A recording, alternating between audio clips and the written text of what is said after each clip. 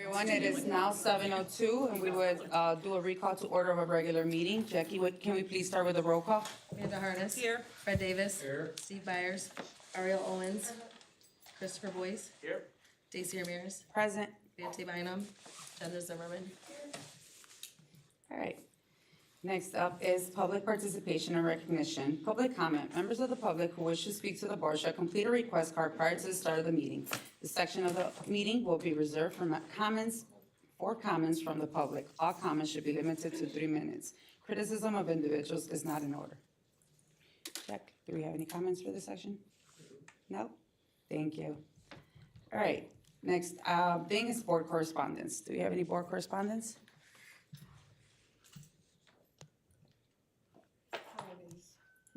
Holidays. I got to go to the Friendsgiving that they, I got to go to the Friendsgiving that they put on at the high school.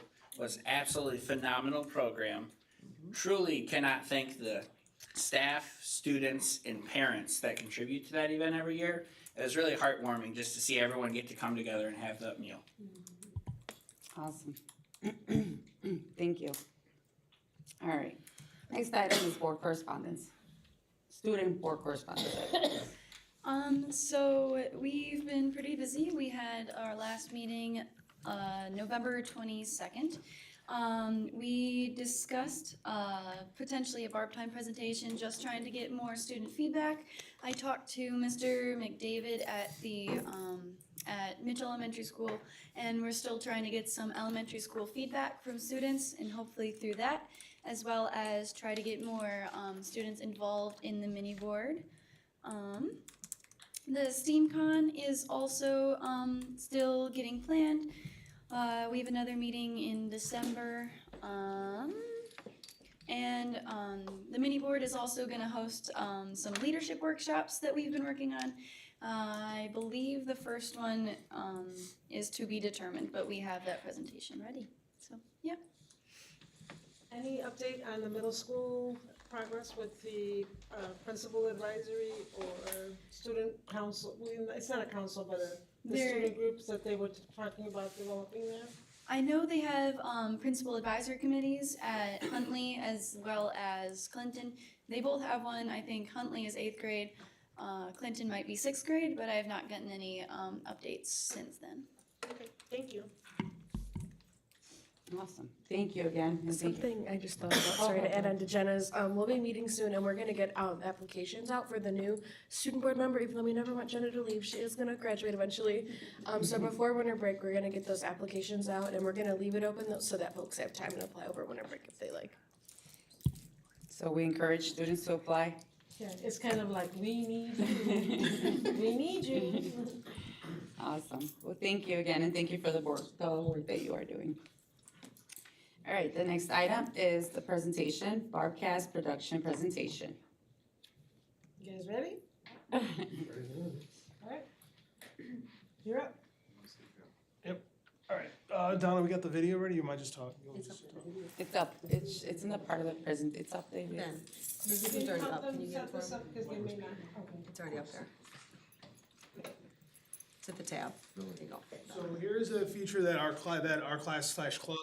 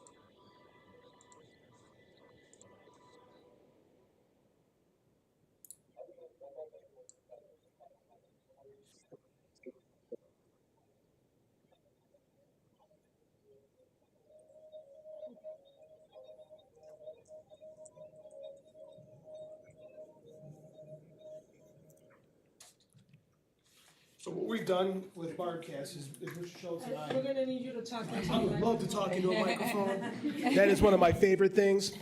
So I'm JD Oliva. I'm one of the video production / graphic arts teachers at DeKalb High School. This is Jeremy Schultz, my partner. We basically relaunched Barbcast last year. And last year we focused really on live covering sports. And this year we really tried to grow that, as you see in our One Barb Nation. We're really trying to work with our journalism program and photography / fine arts programs to create something that showcases kind of everything happening at DeKalb High School and really putting a nice little spotlight on the positive attributes that we are doing at the school. When I say we, I mean the entire school, not just us. But this gives us a chance to really kind of hone in on pretty much what's cool. And we are expanding our coverage of what we're doing. We're gonna live stream the Battle of the Barbs this year. We're not just about sports. We're doing everything that we can to cover pretty much the gamut at the school. These are our students. They're the core of our program since we launched it last year. We've received national recognition from Huddle for the work that we've done. We're very proud of where we've come in a very short amount of time. So we just wanted to take this opportunity and kind of show you guys what we've got going on and how we keep planning to grow and to expand both in the classroom and out of the classroom. So yes, again, I'm Jeremy Schultz. I really feel like Mr. Oliva and I have captured lightning in a bottle. The fact that he and I have both ended up at DeKalb High School at this moment in time, and we've had a great crop of students to get this launched with us. And we want to roll that, build from just it being sports right now into almost a communication device for the school to really be able to get out to the community and share what we've got going on. We've got people that are shooting all kinds of stuff outside of school, and we just want to keep growing that and turning that into something that we can deliver like One Barb Nation as almost a monthly production, video newsletter in a way. So we're really looking forward to putting that together. So two things I just want to be able to say. One is that I'm very excited to see that a program like this is available to our students at the high school. As you know, CTE is something that we want to make sure that we connect to. The skills and the learning that you are actually going through are definitely skills that you can use whether you're in college or you're going to go out somewhere else and do the work. Just the mindset you have to have in order to be able to complete this kind of work is another level, right?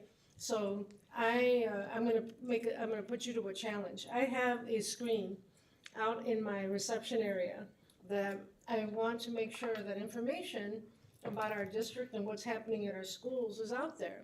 Is that something that this group can work on? Absolutely. So you see Rita is over in that corner over there. She's my communications manager. She can work with you guys about what kind of stuff we'd like to be able to see there. I would love to be able to showcase the work that our kids are doing, our students at the high school are doing, and showcase that and say that it's been driven by students, right? You have to understand the sense of pride that a superintendent has when we can see that we've invested money, we've invested time and personnel and resources, and then what we get. That's a great piece of evidence, what we just saw the video, but I can't wait to see what other things you guys come up with, right? So I'd like to see that happen, and so Rita, Ms. Elliott, and you, the adults can talk, and then we can figure out what the students are going to be able to do, yeah? I'm excited about that, so thank you for all of that, for all the work you've done and effort that you've put into doing the video, okay? Thanks. Thank you.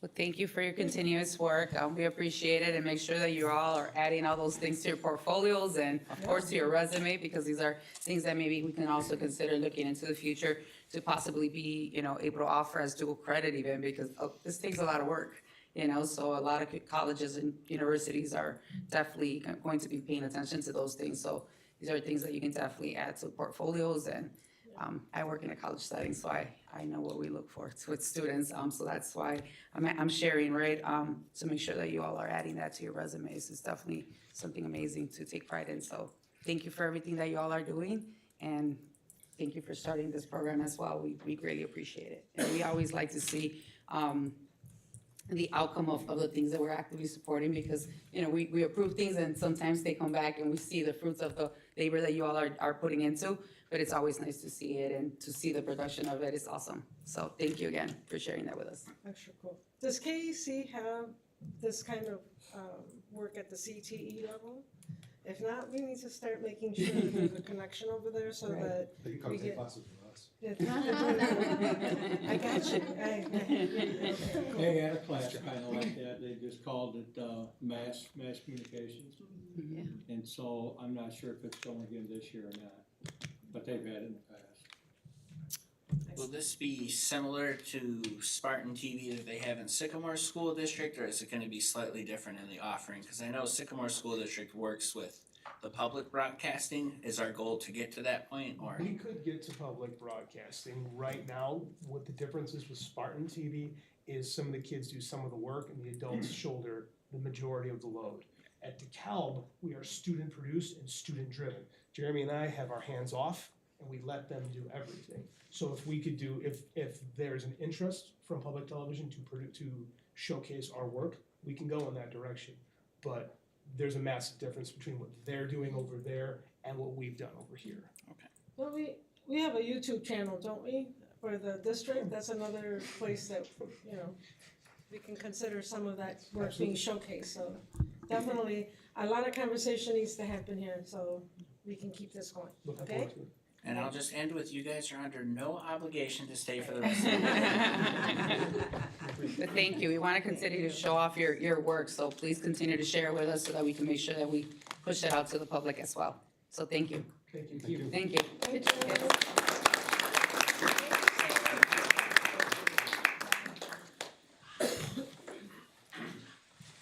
Yeah, of course. Thank you. See you. See you tomorrow.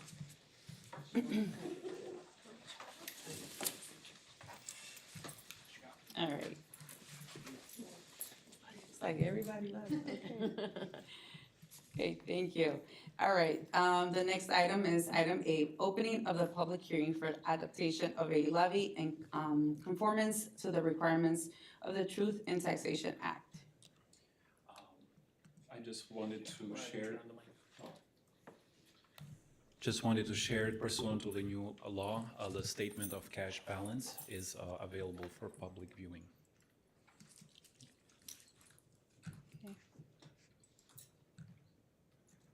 Thank you. All right, item B, public testimony comments on tax levy. Members of the public who wish to speak to the board shall complete a request card prior to the start of the meeting. This section of the meeting will be reserved for comments from the public. All comments should be limited to 3 minutes. Criticism of individuals is not in order. We do have one card, Mr. Mark Sherrod. I see that the levy proposal is going from 77.5 million to 84 million. That is roughly a 10% increase from last year. Now, the Chronicle reported on this, telling the public that the board was proposing the option that would result in a $40 savings per taxpayer. However, that's not exactly correct. It's more like a $6 savings per taxpayer based on what has been proposed already. If you live in DeKalb Township, this board needs to keep in mind that the vast majority of the taxpayers live in DeKalb Township. We have the highest multiplier out of all the townships under the district's purview with a 14.69% multiplier. So people are really not going to be saving that much money. Based on the amount of extra dollars you guys are receiving, this seems just like a pittance. Now, this is based on last year's increase that residents in DeKalb Township saw. What would be proper is to bring it back down. We were promised last year to hold the taxpayers harmless. You did not do that for residents of DeKalb Township. When the final assessments came in early spring, the levy that you thought was going to be in place as far as the dollars were not there because of property owners, major companies were able to petition their levies. So we were all forced to pay an extra $120. It would be great to go with the scenario, I believe was scenario number 2, that probably would hold taxpayers harmless, not quite bringing it down to last year's level 2 years ago, but close to it. Now, I find that we're putting the cart before the horse here because we're having the property tax hearing after this board has already decided upon which levy scenario it wanted. You should have heard from the public first prior to leaning toward this scenario that I just discussed. Also, this board needs to keep in mind that the Meta is being levied at its full 100% this year. Next year, due to the intergovernmental agreement, that figure goes down to 45%. You are not going to get 100% of the Meta EAV next year. So we're going to be in a very precarious situation with Meta doing great things as far as what we're able to put on the tax rolls this year. For the next 20 years, it goes down to 45%. And I certainly hope as you guys plan budgets going forward, you keep that in mind because this cash cow is not going to be here for long. We are expecting more properties to come Thank you, online. Mr. Sherrod. I believe hearings have a different rule. You don't have a 3-minute rule We for do hearings. actually, and I read I it beforehand. believe state statute shows that here, I know for public comment, I'm going to wrap up in 20 seconds here. I'm just about done. But I just wanted you to keep that in mind when it comes to your forecasting for next year's budget. You're not going to have the full value of Meta. Thank you. Thank you. All right, next thing, the closing of the public hearing for adaptation of a levy in conformance to the requirements of the Truth in Taxation Act.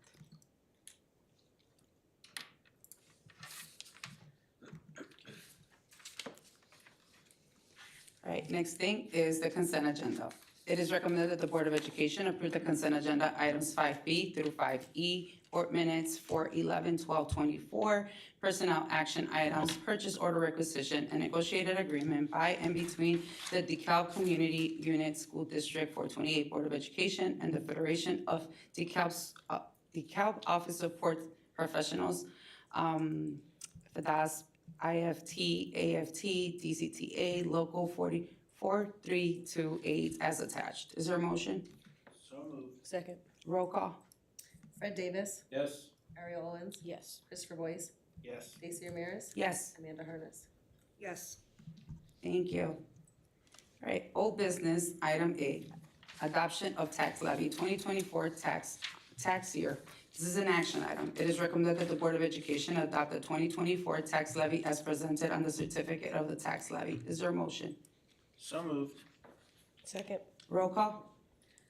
Ariel Owens, Yes. Christopher Boyce, Yes. Stacy Ramirez, Yes. Amanda Harness, Yes. Fred Davis. Yes. Thank you. Item B, resolution abating educational property taxes levied by the Board of Education of DeKalb Community Unit School District Number 428, DeKalb County, Illinois, for the 2024 levy year for fiscal year 24 property tax relief grant, second year of abatement. This is, let me go back. I apologize. This is an action item. It is recommended that the Board of Education adopt a resolution abating educational property taxes levied by the Board of Education of DeKalb Community Unit School District Number 428, DeKalb County, Illinois, for the 2024 levy year for fiscal year property tax relief grant, second year of abatement. Is there a motion? So moved. Second. Roll call. Ariel Owens, Yes. Christopher Boyce, Yes. Stacy Ramirez, Yes. Amanda Harness. Yes. Fred Davis. Yes. Thank you. Item C, resolution transferring funds from the operations and maintenance funds of the district to the bond fund of the district and abating taxes heretofore levied for the year 2024 to pay debt services on outstanding bonds of the district. It is recommended that the Board of Education approve the resolution transferring funds from the operations and maintenance funds of the district to the bond fund of the district and abating taxes heretofore levied for the year 2024 to pay debt services on outstanding bonds of the district. Is there a motion? So moved. Second. Roll call. Christopher Boyce, Yes. Daisy Ramirez, Yes, Amanda Harness, Yes. Fred Davis, Yes. Ariel Owens. Yes. thank you. Item B, resolutions approving certifications to county clerk of 2024 levy below maximum amount permitted under PTEL by DeKalb Community Unit School District Number 428. It is recommended that the Board of Education approve resolution approving certification to county clerk of 2024 levy below maximum amount permitted under PTEL. Is there a motion? So moved. Second. Roll call?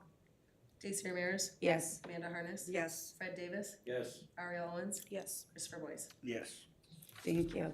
Item E, request for proposal, RFT for minibuses. This is an action item. It is recommended that the Board of Education approve administration to request proposals and bids for 5 activity buses. Is there a motion?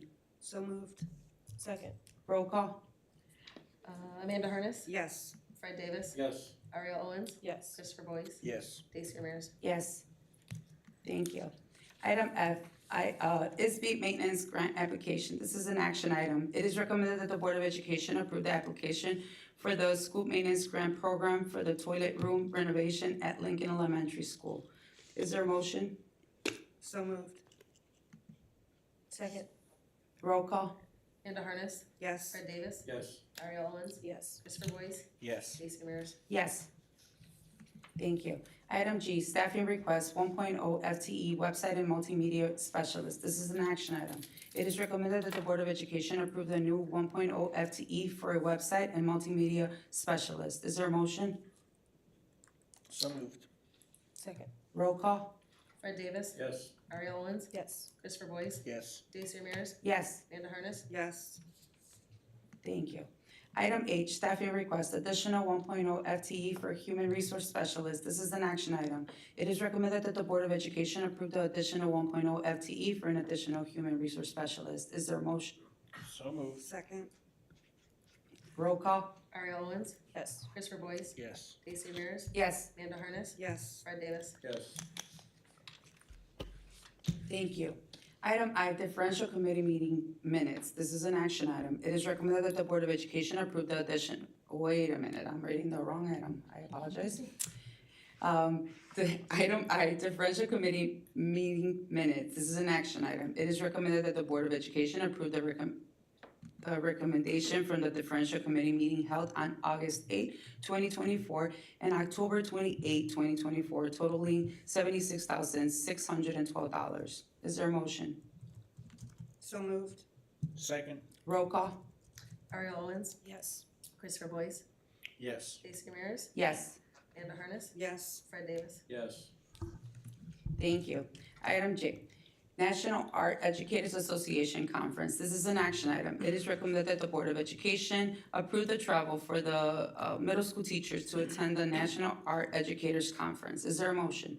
So moved. Second. Roll call? Christopher Boyce, Yes. Daisy Ramirez, Yes. Amanda Harness, Yes. Fred Davis, Yes. Ariel Owens. Yes. Thank you. Item K, DHS student course fees updates, adding and decreasing fees. This is an action item. It is recommended that the Board of Education approve the request to adjust the following course fees starting the 2025-2026 school year. Add a $40 course fee to the horticultural class, decrease 3 world language Spanish department course fees for Honor Spanish 3, Honor Spanish 4, and AP Spanish Language and Culture. Is there a motion? So moved. Second. Roll call? Amanda Harness, Yes. Fred Davis, Yes. Ariel Owens, Yes. Christopher Boyce, Yes. Daisy Ramirez. Yes. Item L, middle school, high school student trip request, American Choral Directors Association 2025 National Conference. This is an action item. It is recommended that the Board of Education approve the travel for the middle and high school students to attend the American Choral Directors Association 2025 National Conference from March 18 through March 22, 2025. Is there a motion? So moved. Second. Roll call? Fred Davis, Yes. Ariel Owens, Yes. Christopher Boyce, Yes. Daisy Ramirez, Yes. Amanda Harness. Yes. Thank you. Item M, DFSS staffing proposal for Mitchell Elementary School. This is an action item. It is recommended that the Board of Education approve addition of 4.75 FTE Mitchell custodian staff, addition of 2.0 FTE district maintenance ground staff, reduction of 0.25 FTE Brooks custodial staff, reduction of 0.5 FTE Cortland custodial staff, and addition of 1.5 FTE Mitchell food service staff. Is there a motion? So moved. Second, Roll call? Ariel Owens, Yes. Christopher Boyce, yes. Stacy Ramirez, Yes. Amanda Harness. Yes. Fred Davis. Abstain. Thank you. All right, item A, future elementary school business, future elementary school updates. Do we have any? Okay, thank you. By the way, I passed it there the other day. It was pretty awesome to see all the color starting to come or to be added to the outside of the building, so Very excited. pretty awesome. I do want to say the FFC actually took a walk to the building the last meeting, and they were really excited about what they saw. So we do expect to take them again, and other groups as well. So we're excited about that. Thank you. All right, new business and administration. Item A, Society of Health and Physical Educators Conference. This is an information item brought to us by Mr. Billy Wellman. And it's my pleasure to introduce Kelly Zerby. She is our 2022 Midwest PE Teacher of the Year. So I always like to recognize that, right? Even I'll probably do it next year as well. But with that, we have the opportunity for her to attend the SHAPE conference at a nice cost to us because she's part of the, I'm gonna let her explain that here in a little bit. But she's the president, so she gets travel costs paid for. It's just us covering the sub costs for her. So I'm gonna go ahead and let her introduce it. Well, congratulations, by the way. Thank you. Awesome. I was here last year and you gave me the wonderful opportunity to head to SHAPE Cleveland. This is the Society of Health and Physical Education Teachers. It's our national organization. I am the president of the Illinois Association of PE Teachers, and I'm actually going to the conference tomorrow morning. So I'm very excited. My car is full of all the PE stuff. If you've never been to a PE conference, it's quite, I got scooters in there. I've got all the things. We learn so much by doing. We're not sitters and starers. We do a lot of movement. So the national convention this year is in Baltimore. It's April 1st through 5th. It travels around every year. I have the great opportunity, I got 3 presentations accepted to present there, and that's the most ever, even in the year that I was teacher of the year, I didn't get that many, and I was like, okay. So, Awesome. I love presenting, I love sharing, but I love learning, and I am the district PE coordinator, so when I do go to these events, the Illinois, the Midwest, the national, I come back and I gather all the PE teachers together and we chat about everything I've learned. I try to go to as many sessions as I can on health, adaptive PE, middle school, high school PE. We do have 32 PE teachers in the district. So I do like to make sure during PLC times that we're getting some really good work done. The newest thing at Shape America, they just put out the new national standards last year, and I became a national trainer for those. So they're very, very cool, and right now we're working on updating our report card descriptors and our common assessments and all the things that we're doing to make sure that PE is important to everybody as I think it should be, and for our littles in this town. And I've been teaching for 26 years here, so. But I would love the opportunity to attend again. As Billy mentioned, as the president of the organization, they cover all my costs, so I just need the substitute, kind of reimbursement for those days that I'm there, and then I can learn everything, come back with a full head of information, and share it with everybody I can. So thank you. Congratulations Thank on you. that again, and thank you for representing our district and for bringing all that awesome information back. All right, any questions? All right, consensus to bring that back? Yes. Thank you. Thank you. All right. Item B, staffing proposal for Metro Elementary School, 1.0 FTE up to, this is an information item brought to us by Ms. Teacher Salas.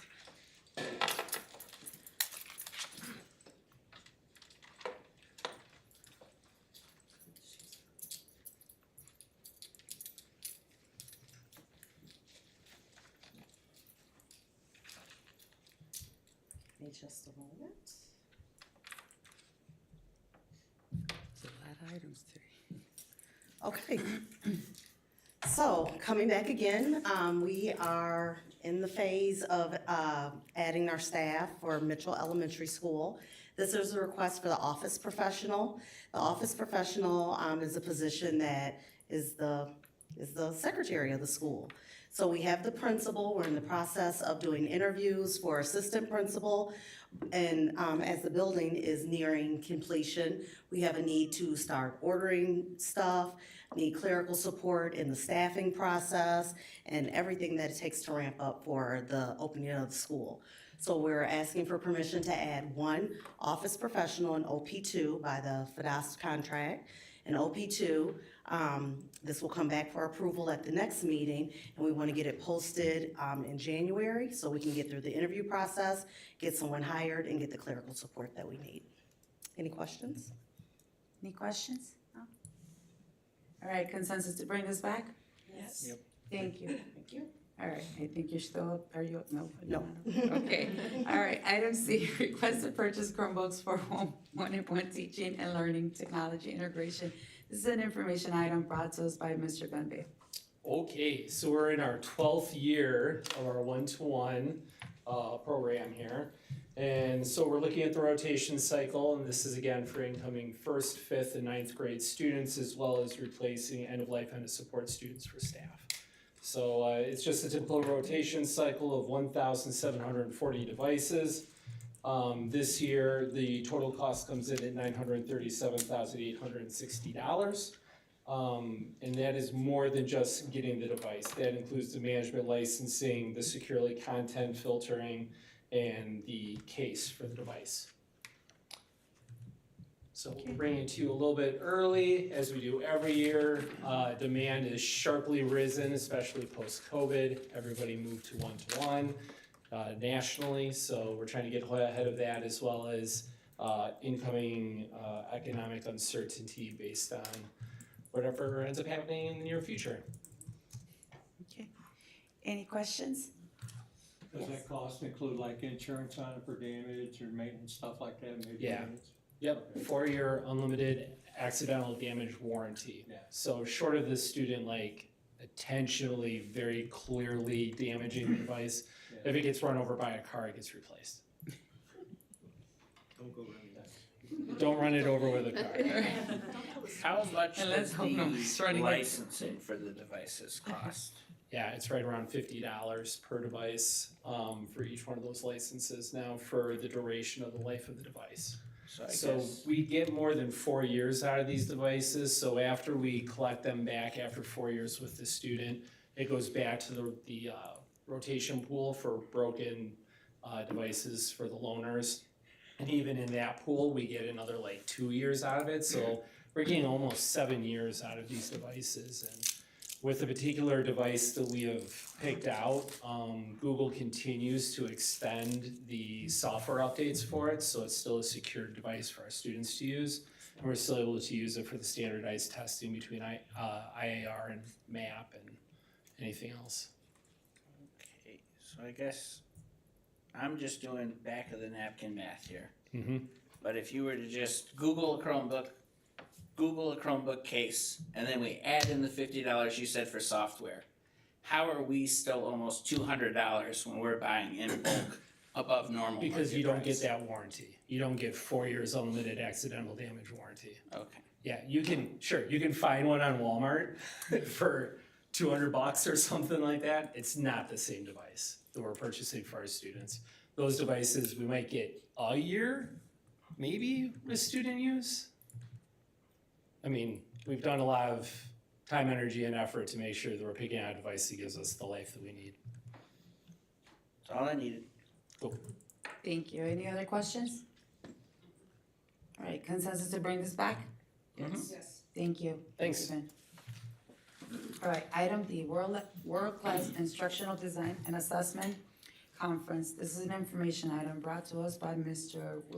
Billy Wermo. I apologize, I have a mint in my mouth because my throat was drying up. No, it's Mr. Billy Wermo These are actually my favorite and presentations. AJ Crook. I get to pass it on to the lovely people that I work with. So before that, though, I just kudos to Ben. When I heard 12 years that we've been one-to-one, that is just a celebration in itself that as a district we've been able to do that. But I'm gonna pass it off to AJ Crook. She's going to request for 2 staff members to go to WIDA conference, which is very necessary for our multilingual educators. Good evening. I was approached by 2 educators from Jefferson Elementary with a conference through WIDA. So WIDA publishes our English language development standards that we use in the state of Illinois. It publishes the access tests that we give to all of our multilingual learners every year at Illinois. They're a big deal. So they're offering a 2-day workshop for writing specifically for multilingual students. The workshop that they would like to attend is in Madison, Wisconsin, so it's out of state. It will be paid for out of the Title III LIEP grant. It will be less than $2,000 for the 2 of them to go. And then what they'll do, they'll learn new different ways to specifically tackle writing instruction for multilingual students and then come back and help the rest of us with that knowledge. Awesome. Any questions? Okay. Consensus to bring this back? Yes. Thank you. All right, item E, lease agreement, storage space, Mitchell Elementary curriculum materials. This is an information action item brought to us by Ms. Tammy Carson and Mr. Billy Werber. So Tammy wants to get here because she says I make the presentation look good. Absolutely. As you all know, we have to order a ton of materials for Mitchell Elementary.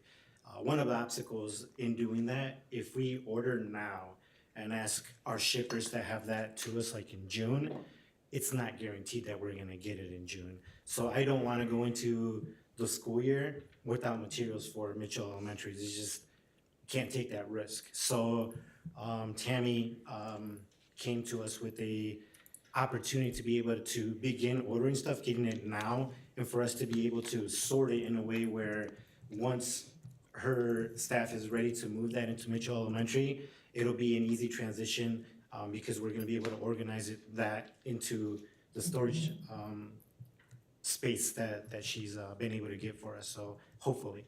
So I'll be up to you. Anything that I missed out there?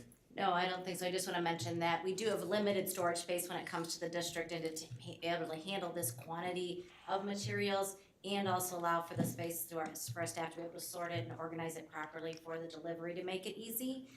We do need another space. We just do not have that large of a space in our district. We've had the opportunity because we just vacated a space that we were leasing on 7th Street for our grounds department while their building was under construction after the storm damage. And we just ended that lease at the end of November. And so one of those spots is available. It's temperature controlled. It has an overhead door. It's just gonna be a nice fit for the needs that we have for the Mitchell curriculum. So the landlord has agreed to lease it to us on a shorter term of 6 to 8 months and giving us the flexibility to actually go as short as 6 or as long as 8, possibly longer, but we shouldn't need that, and being able to utilize that space for these needs. Okay. Any questions? Consensus to bring this back? This is actually information Oh, approval this is an based on the action lease. item, I apologize, thank you, it's a lot of items today. So this is an action item. It is recommended that the Board of Education approve the lease at 1300 South 7th Street in DeKalb for up to 8 months for the purpose of storing and organizing curriculum materials for Mitchell Elementary School. Is there a motion? So moved. Oh, second. Roll call? Ariel Owens, Yes. Christopher Boyce, Yes. Stacy Ramirez, Yes. and Fred Davis, Yes. and Harness. Yes. Thank you. Thank you. All right, item F, 2025-2026 academic school calendar. This is an information item brought to us by Ms. Nisha Savas. So attached is the academic calendar for the 25-26 school year. There's 2 calendars, one for ELDC and the second for the rest of the district. This includes start to the end of the school year. It also includes our PLC days and a number of other holidays and such. This is work that's done with the DCTA PRC committee and different administrators here in the district. We met 2 times. We went over the drafted calendar and we worked together to determine if any changes were needed. And this is the final product, so we're bringing to you for your approval. Awesome. Any questions? I have a question about, April 3rd and 6th. It says that there's no school. Is there a reason? Easter. Oh, that's Good Is that Friday. Easter? Holiday. Okay. I think it's You good. said April? Yeah, April Okay. 3rd and 6th. April 3rd and 6th.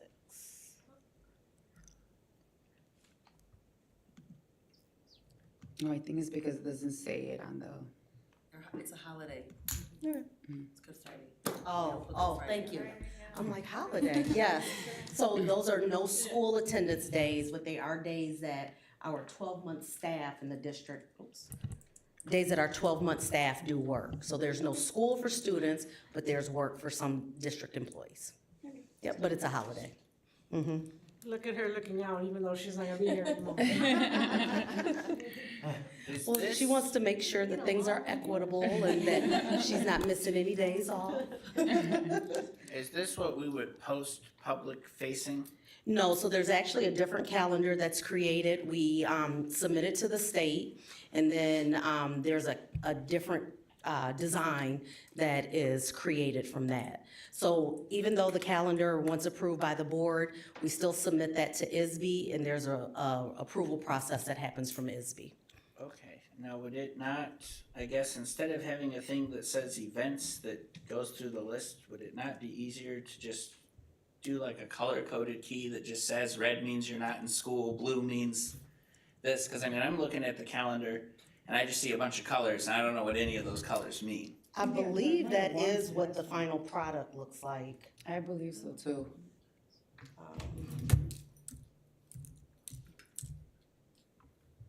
See how fast I can make this happen here. Pull up the current calendar.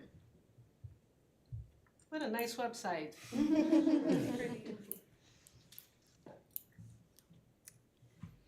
I've seen the color difference somewhere. So this is the final calendar, and it does look like that. What is created for our draft is done in a different program, and like I said, then we submit it to ISB for final approval. Okay. It just helps for us visual learners, Chris. I need to know what it means. I'm like, I know the parent one, the one I receive as a parent, I coordinate that way. But thank you. Any questions about it? No? All right, consensus to bring this back? Yes. Yes, yes, okay. Thank you, Teacher. Thank you. Okay, item G, new course proposal, DHS dual language honors chemistry. This is an information item brought to us by Miss Sarah Montgomery, Ms. Rebecca Powers, and Ms. AJ Cook. A long list of us. Thank you so much.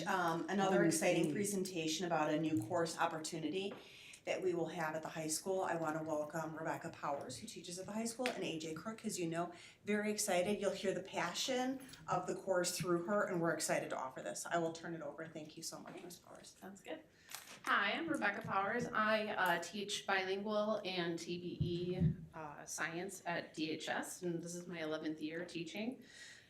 Just some background, when I first started teaching at DHS, we only had 2 TBE classes. As of right now, we have 7 supported ESL high school classes, so it's growing and there's a need there, and so this is kind of part of how we are envisioning it to grow.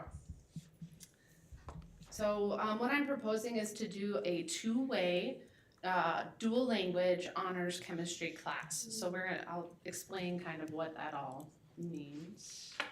I got shoes, I'm sorry. Oh, do I scroll up? Oh, okay, sorry. Okay, so the first reason why we need this is our growing number of multilingual learners that we have here in the district. So currently, right now, there's 330 English learners in DHS, and it's actually increasing daily. As one of the ESL teachers, I'm constantly getting new students in.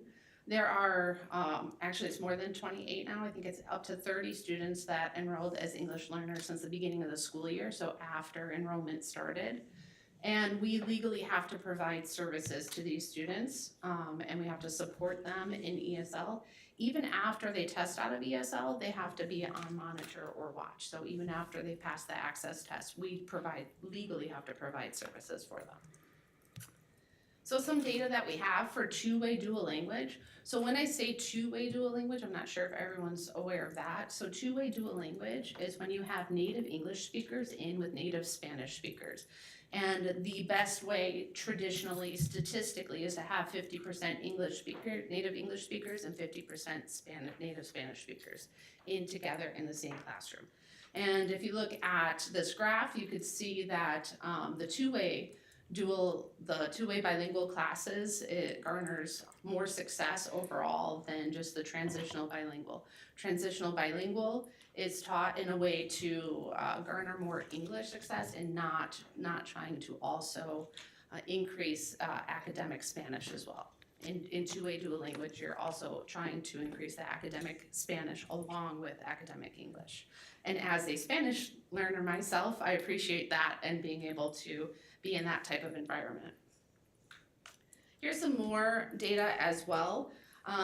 So the two-way dual language is going to be that top graph, so it's that green line that's at the top. So as you see, when they're in elementary, they the kids kind of start off in the same, they're almost all in the same boat. But as they're going through and getting this two-way opportunity that the students are learning with each other, off of each other, they have further and further gains, bigger than one way, bigger than transitional bilingual, and our ESL pullout and all of those other methods as well. So two-way has statistically has garnered the greatest success in both native English speakers and native Spanish speakers alike.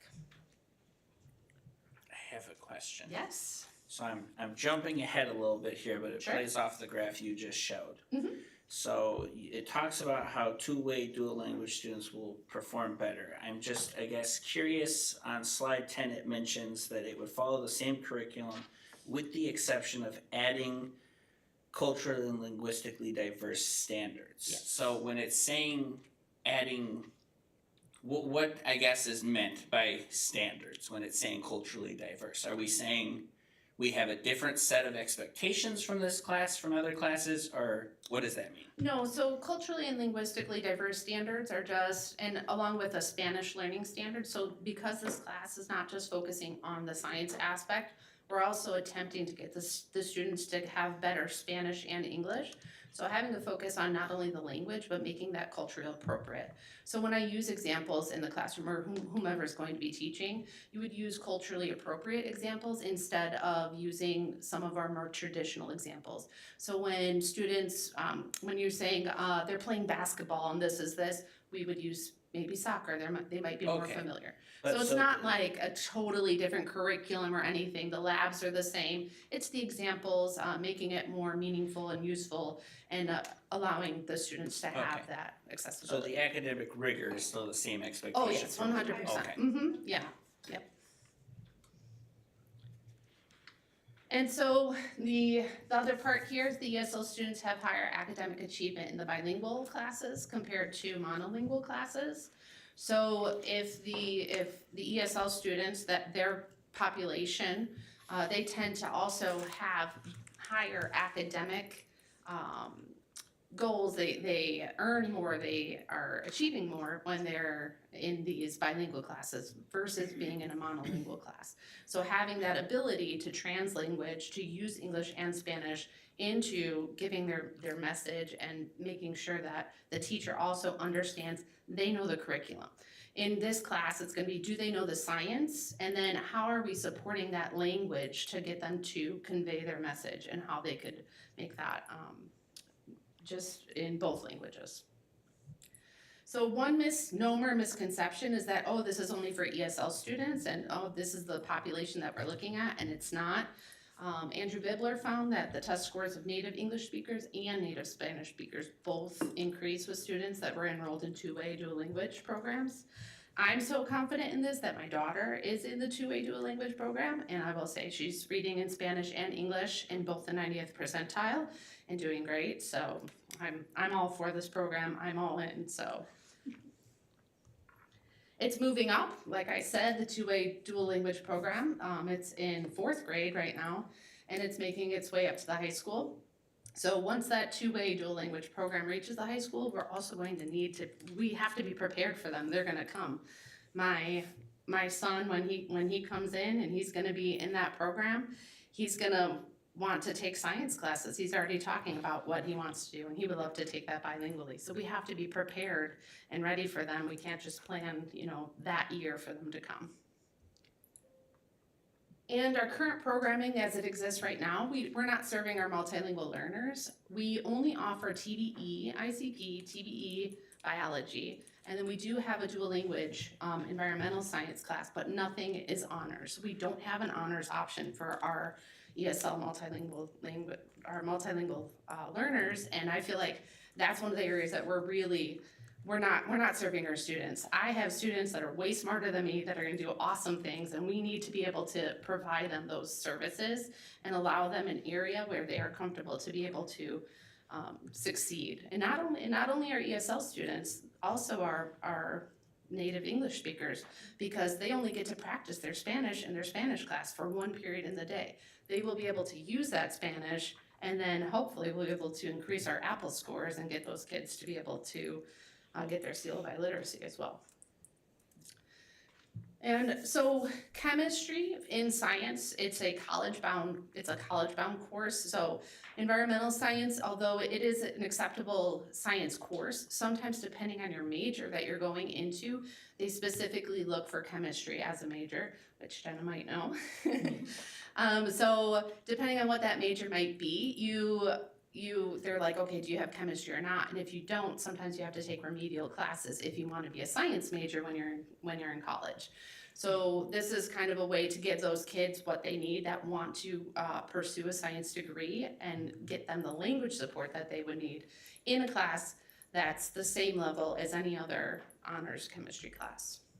I have a quick question about Sure. that. No So, worries. I know in regular chemistry we spend, or I was in honors chemistry, and I know that we spend the entire year doing things, and we don't really have time to learn other subjects. So, how will someone taking this multi-language course be prepared the same for college as someone who would take like the regular chemistry would, with that time being so condensed, I guess? Yeah, perfect question. So basically how the classes are developed is you have Spanish time or English time. So there will be specific times when we're using Spanish as the language. So all the students will be producing in Spanish, and then there'll be some times that they're producing in English. So the student, and I'll tell you what the requirements are, but the students have to have enough Spanish to be able to have a conversation.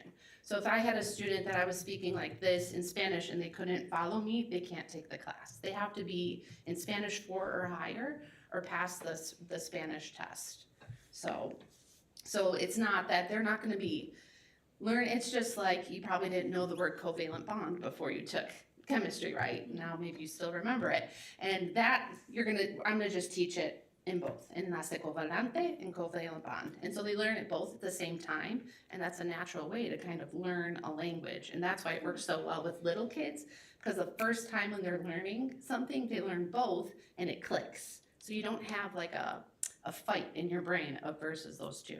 And in a dual language environmental, I've been teaching that class for 4 years. Yeah, 4 years. And I've gotten a lot of feedback with the students that were like, whoa, I could, like the way that they use their Spanish, they're more confident afterwards. And they're not graded on the Spanish, they have to produce in it, but they're graded on the science aspect of it, if that helps. Yes. Thank you.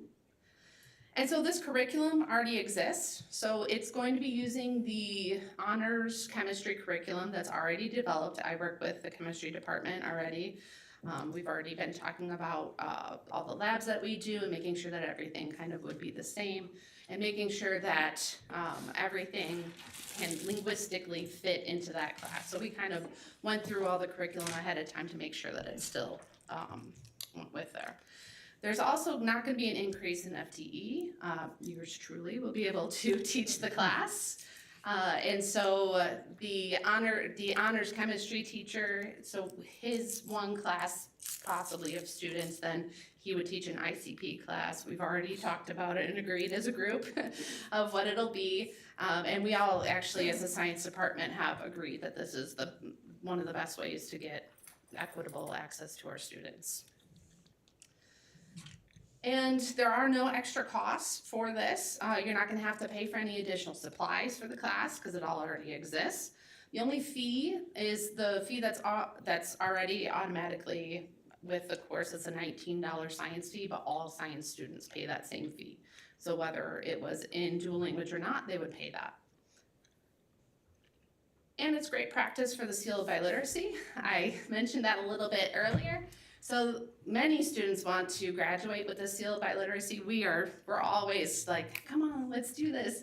And so as a Spanish learner myself, when I was learning Spanish, being able to practice it as much as you can is the way to learn it. I have, my Spanish has grown here as a teacher, being able to use my Spanish every single day, having kids that come and talk to me. So I appreciate being in an environment where I could use my Spanish every day. And so with them, they'll be able to use their Spanish and their English, and then they'll be able to increase their skills on both of those. And it's a non-threatening environment to practice their Spanish. Like I said, they're not graded specifically on the Spanish. They're expected to produce in either English or Spanish, but they're given feedback on how to improve that and how to increase their abilities in Spanish in reading, writing, listening, and speaking, but it's without giving a grade because the grade is going to the science. And then why honors instead of regular? So this was a question that was posed to me.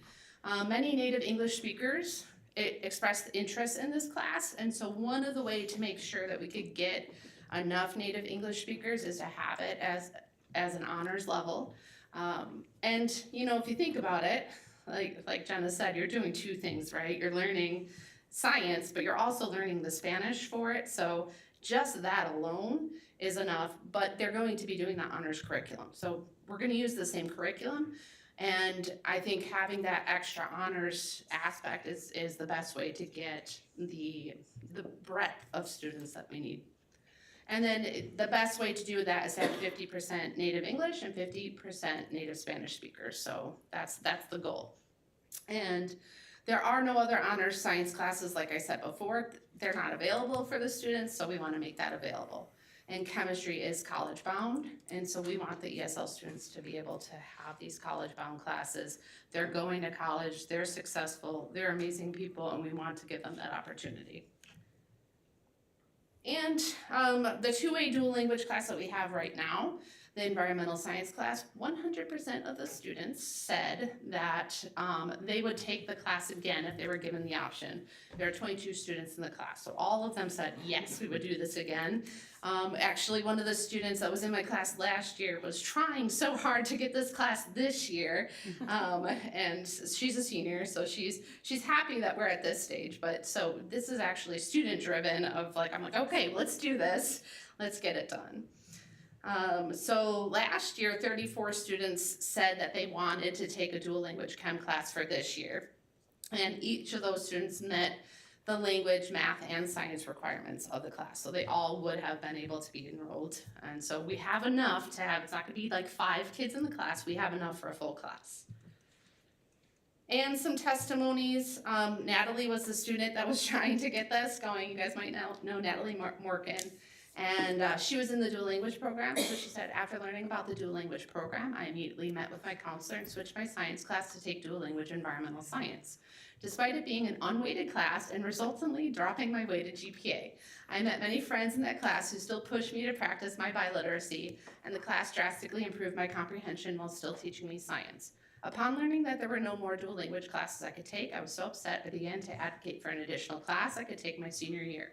While it may not have successfully been implemented by my senior year, my persistence for the class drew plenty of attention from students who may benefit in their senior years following mine.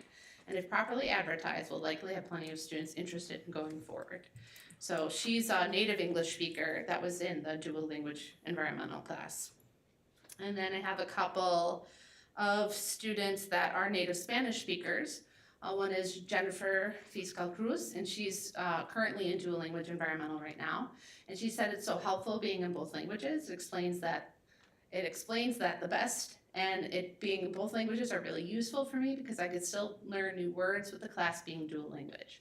Dual language chemistry is a class I would be interested in taking next year.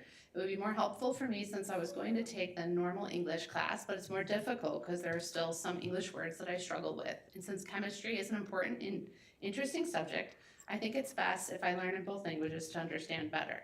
I've been taking 3 years of a Spanish and English science classes, and I wanted to take 4 years of science, and taking both language class is more easier and understanding for me. Just her writing this is a testimony to her as well. Writing it in English for the board, she was like, I got this, and she worked on it. So just that alone is one of those things. I'm like, wow, she wants it enough that she was able to, put that together. And then another student, Jacqueline Campos, she has been in the science class with Spanish Help since her freshman year, and she's currently taking dual language environmental, and I personally think it's been a great help, not only for learning science, but also for expanding my Spanish. Dual language has helped me to make friends that I would usually not be able to meet due to my regular ESL classes. I really want to go to college, but my colleges want me to do chemistry. I'm interested in taking dual language chemistry next year. I was going to take regular chemistry, but I'd rather get the extra help in Spanish. This class can improve students' Spanish and English.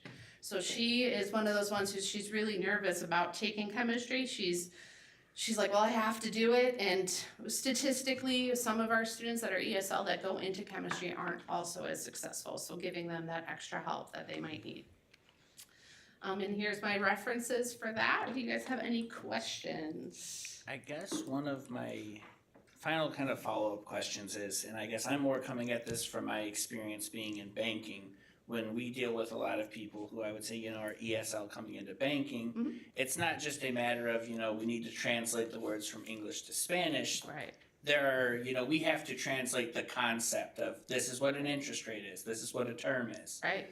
I took honors chem and AP chem in high school, and I mean, it was in my native language. I didn't have a clue what was going on half the time. So I guess how do we make sure that students on both languages natively are able to keep up when I'm completely lost on what we talked about on Monday, and now that was in my language, now we're doing it in the other language on Tuesday, so I really have no idea what's going on. They do actually. They're able to transfer that language and translanguage, and luckily having someone like AJ that supports our ESL program, I'm a trained individual, so I've almost got my doctorate and close. So our ESL department in the high school, we are spot on. Like, we are good. I'm gonna tell you that.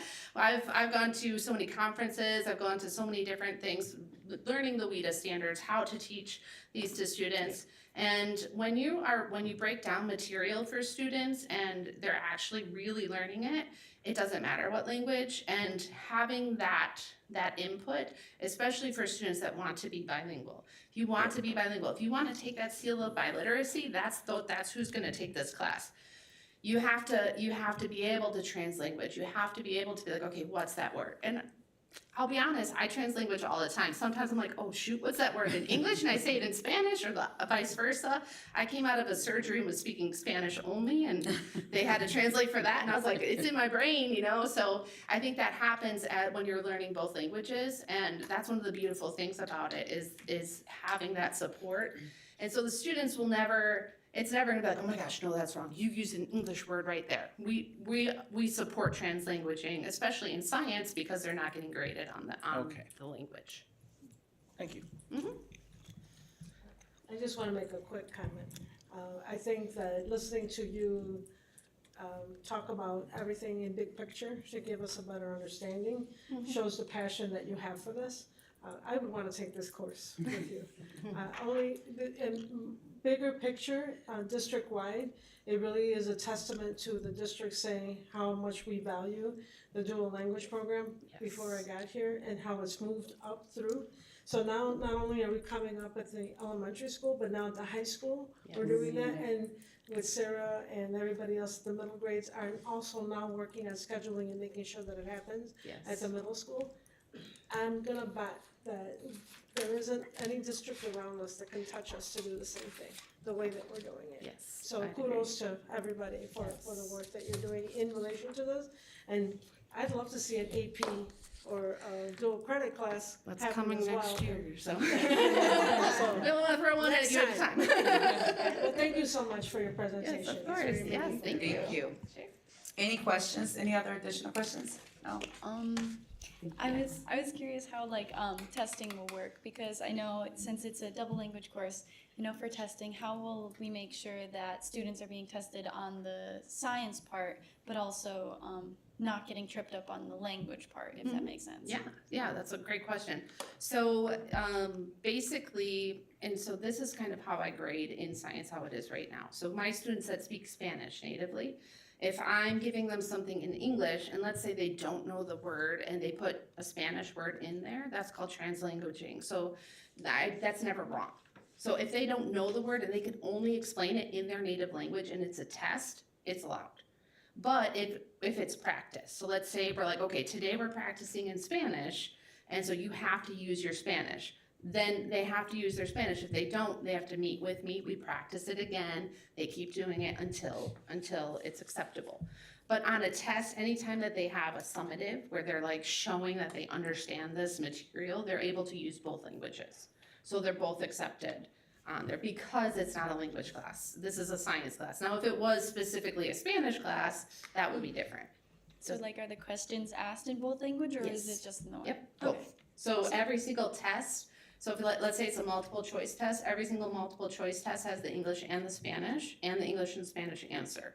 So they could use whatever language that they need. And as you know from chemistry, there's a lot of math and symbols in chemistry, so you don't have to translate H2O. Yeah, that's a great question. Any other questions? No? All right. Consensus to bring this back? Yes. Thank you. Thank you. All right, what item are we in? Item H? H? Or no, yeah, No, H. H, right? H. Item H, EHS PE course name description change. This is an information item brought to us by Ms. Sarah Montgomery and Ms. Sarah Jennings. I'll speak on behalf of the name change and the course description for this high school course. If you look at the link attached, you'll see that the new name and the new description is just more thorough. You know, you look at cross-training, you're like, well, exactly what is that? Like, we could probably all come up with some ideas. Our ideas all might be different. As a high school student, like, do you want to take this class? You don't really know what's in there. But if you read the new description, it's very clear. I'm going to be doing cardio kickboxing, step aerobics, yoga Pilates. You can continue to read. So that's why they are updating the name and the description. Cross-training was probably something from my generation, so we're updating it. Any questions? No? Consensus to bring this back? Yes. Thank you. Item I, MOU with NIU Varsity STEAM Team Renewal. This is an information action item brought to us by Ms. Sarah Montgomery. Thank you for accepting this as information and action. This is an MOU and scope of work that we've continued. I believe this is our 4th year with NIU. So nothing has changed from last year into this year. So we just want to continue this work. It's a little bit of a shorter timeline for information action because of the timeline for the grant and what NIU needs to submit. Any questions? Okay. It is recommended that the Board of Education approve the request to renew our MOU with NIU to continue the partnership to serve our students through the implementation of the MS Varsity STEAM Team. Is there a motion? So moved. Second, Roll call? Christopher Boyce, Yes. Stacy Ramirez, Yes. Amanda Harness, Yes. Fred Davis, Yes. Ariel Owens. Yes. Thank you. Thank you. Item J, service agreement, speech language pathologist, this Stepping Stones Group Information Action. This is brought to us by Mr. Kyle Grace. Hey, good evening. As I've been up here talking about before, it's been an ongoing process to try and fill our open speech and language pathologist positions this year. Made some gains, as you know, throughout the fall. We had one open position still. We were able to identify a contracted speech and language therapist that could work teletherapy with an occasional on-site visit, which is kind of an added bonus. We interviewed this person with a couple of our district SLPs and administration and felt that they would be a really good fit for providing this type of service to our students because of the energy that she brought and how engaging it was, which is sometimes a hard thing with teletherapy. And so with that, we would like to ask the board to approve this as info action due to the urgency to fill the opening. In total, $95 per hour rate, 37 and a half hours per week for the remainder of the 24-25 school year. which totals $64,125. And with that, I'll open it up to any questions. Any questions about that? No. Okay. It is recommended that the Board of Education approve the service agreement due to the urgency to fill the position and initiate speech language services. It is requested that the board consider this item for information and action. Well, actually, we are doing it as an action. That's what Jackie put there. So let me reread it. Should I put it then, Jackie, then as just a actual position? Okay, thank you. Okay, it is recommended that the Board of Education approve the service agreement for speech and language pathologists with the Stepping Stones Group. Is there a motion? So moved. Second. Roll call? Stacy Ramirez? Yes. Amanda Harness? Yes. Fred Davis? Yes. Ariel Owens? Yes. Christopher Boyce? Yes. Thank you, thank you. And great job with that as well, Kyle. I know you've been struggling a little bit. All right, next item, superintendent report. Yes, that's you. It's my turn. Okay, so first and foremost, I wanted to do a shout out to Mark Sykes and the MTSS team for their fundraiser over at McAllister's. They were able to raise $2,232.96. So that's great. The money is all going to MTSS programs across the elementary schools, including our new elementary school as well. So we're really excited to see that. I know Mark kept reminding me, so thanks, Mark, about making sure we spent our money over at McAllister's. Thank everybody else who was able to do that and make this happen for us. I hear it was between us and that other school district. We won. Okay, next thing up, I want to congratulate Jade Weiss. He's a KEC Student of the Month for sports medicine. So I want to shout him out, making sure that people know that our kids are over at KEC, but they're still our kids, and we want to make sure that they know that we are congratulating them just as well. So congrats to you, Jade. Last night, we were over at Huntley Middle School watching a great game between HMS staff, our D428 staff. I know Billy was out there. You should have watched him. If you didn't make it, we got pictures and video. Nothing like he just said right now. And against Guns and Hoses, so that's the PD and the fire department. I noticed our SROs did not play, thank you. They were all cheerleaders out there, but I appreciate that. We did win. D428 won yesterday. So sorry for you. So thanks for that. It was a great opportunity also to do some fundraising. Toys for Tots, so you were able to either bring a toy in, a brand new toy, or you gave money at the door. So I appreciate everything that was done on behalf for our children so that they can get something. Let's talk about more of our kids, right? Some more of our kids. So our boys and girls wrestling are both 3-0, and they're heading into a top U.S. tournament in Iowa City. So we want to wish them well and bring back the medals, the trophies, anything, whatever happens, and we know that you'll do well out there for both our young men and our young ladies. Our young women basketball is 5-0, and I know they just recently lost, but I'm going to stick with the 5-0 because that's a good run, and I want to congratulate the ladies on that run. Our boys basketball are 2-2, and however, they just came off a wonderful tournament that they played in Washington, Illinois, where they played against a nationally ranked 5th place team. And I think that's a marvelous opportunity for our young men to see something at that stage. So I'm excited about what our kids are doing in the classroom as well as outside of the classroom. A holistic approach of making our students feel comfortable and happy and becoming one. So that'll be it for me. I'll turn it back over to you so we can wrap it up. All right, any last minute questions, comments, or concerns? No? All right, and with that, it is now 8:17. It is recommended that the Board of Education will adjourn. Is there a motion? All in favor? Say aye. Aye. Thank you. Have a great night. Be safe and stay warm.